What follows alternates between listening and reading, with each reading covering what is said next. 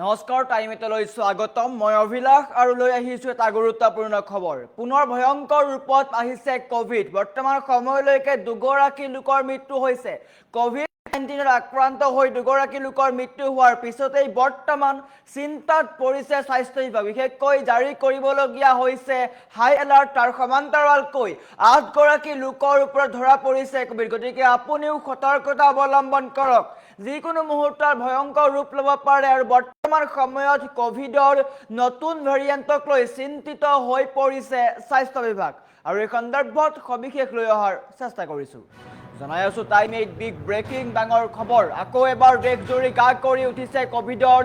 নতুন আতংক আপুনি সাৱধানতা অৱলম্বন কৰক দেশৰ বৰ্তমান সময়ত 8টা সক্ৰিয় কেছ ধৰা পৰাৰ পিছতেই জাৰি কৰিবলগীয়া হৈছে হাই এলাৰ্ট কোভিডত আক্ৰান্ত হৈ চিকিৎসাধীন অৱস্থাতে দুগৰাকীকৈ লোকৰ মৃত্যু হৈছে কোভিডৰ নতুন ভেৰিয়েণ্ট পৰীক্ষাৰ বাবে প্ৰেৰণ কৰা হৈছে নমুনা চিকিৎসালয় আৰু জনাকীৰ্ণ স্থানত মাস্ক পিন্ধা বাধ্যতামূলক কৰাৰ নিৰ্দেশ দিয়া হৈছে দেশৰ এখন ৰাজ্যত বৰ্তমান সময়ত কোভিডৰ হাহাকাৰ পৰিৱেশ কোভিডৰ লক্ষণ থকা লোকক বিচাৰি আইচোলেশ্যনলৈ পঠোৱাৰ যুদ্ধকালীন প্ৰস্তুতি আৰম্ভ হৈছে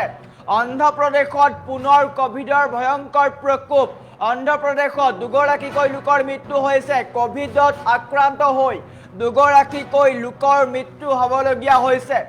গতিকে এটা গুৰুত্বপূৰ্ণ খবৰ আপুনিও সাৱধানতা অৱলম্বন কৰক দেশত পুনৰ এবাৰ গা কৰি উঠিছে কোভিডে বৰ্তমান পৰ্যন্ত দুগৰাকীকৈ লোকৰ মৃত্যু হৈছে যিকোনো মুহূৰ্তত ভয়ংকৰ ৰূপ ল'ব পাৰে সংক্ৰমণ হ'ব পাৰে গতিকে সতৰ্কতা অৱলম্বন কৰাটো অত্যন্ত প্ৰয়োজনীয়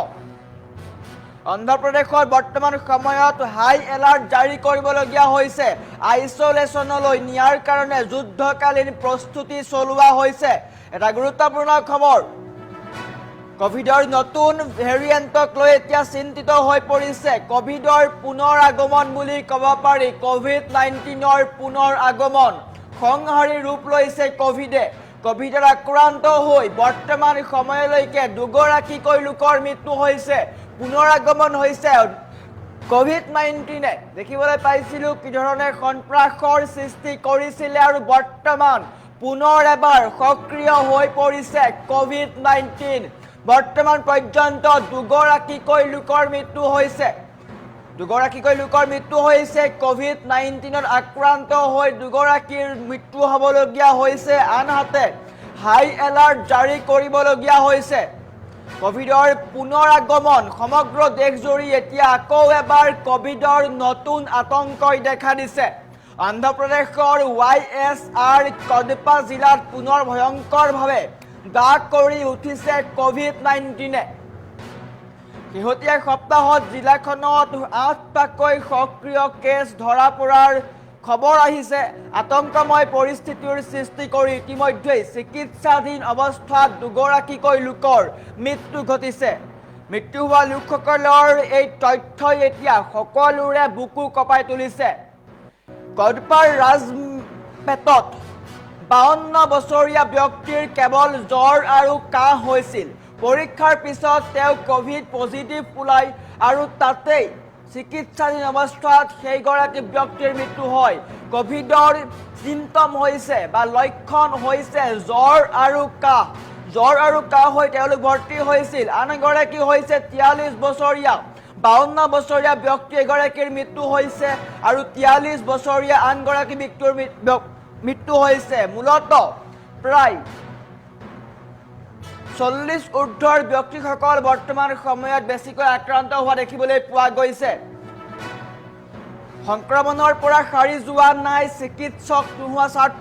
ছাত্ৰৰ দেহতো পোৱা গৈছে কোভিড 19 কডপা মেডিকেল কলেজৰ এজন 25 বছৰীয়া চিকিৎসা বিজ্ঞানৰ ছাত্ৰও এই ভাইৰাছত আক্ৰান্ত হ'বলগীয়া হৈছে পৰিস্থিতি ইমানেই জটিল হৈ পৰিছে যে স্বাস্থ্য বিভাগে জিলাখনত বিশেষ ক্ষীপ্ৰ সঁহাৰি দল মোতায়েন কৰিবলগীয়া হৈছে আক্ৰান্ত অঞ্চলৰ পৰা প্ৰায় 40টা নমুনা সংগ্ৰহ কৰা হৈছে। আটাইতকৈ উদ্বেগজনক কথাটো হৈছে এই ভাইৰাছৰ প্ৰকাৰ কিমান ভয়াৱহ আৰু ইয়াৰ সংক্ৰমণৰ ধৰণ বুজিবলৈ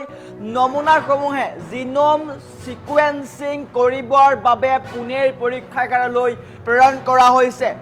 ৰাজ্যৰ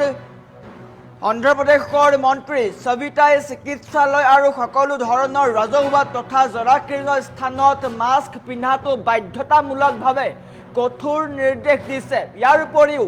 জ্বৰ, কাহ আৰু উশাহ নিশাহত কষ্ট পোৱা লক্ষণ থকা লোকসকলক বিচাৰি উলিয়াই আইচলেশ্যন কেন্দ্ৰলৈ পঠোৱাৰ কাৰণে কাম আৰম্ভ কৰিছে। গতিকে আপুনিও সতৰ্কতা অৱলম্বন কৰক, যিকোনো মুহূৰ্তত সংক্ৰমণ হ'ব পাৰে।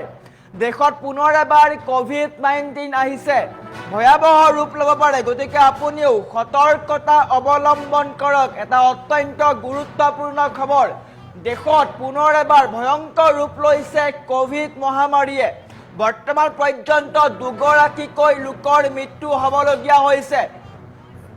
গতিকে আপুনিও সতৰ্কতা অৱলম্বন কৰক। বৰ্তমান পৰ্যন্ত